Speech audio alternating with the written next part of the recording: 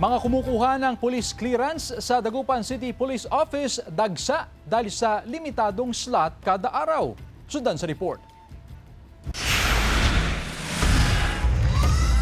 Maaga pa lang pila na sa tanggapan ng Dagupan City Police. Pila ito ng mga kumukuha ng police clearance para sa kani-kanilang requirements. Dapat kahapon yung submission namin, kaya lang sa busy sa trabaho, kaya tuloy-tuloy, ngayon lang po kayo makapapunta rito. Sa tricycle po, tinaan po yan.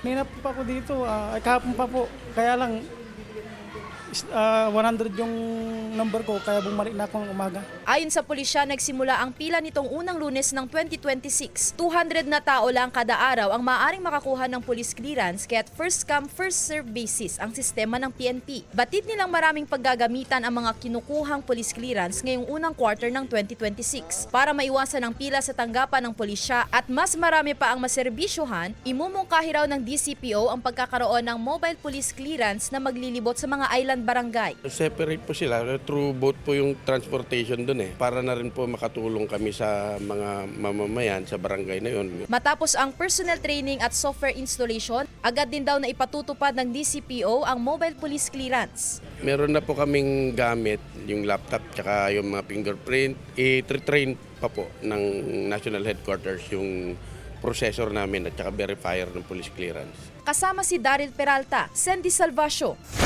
One North, Central Luzon.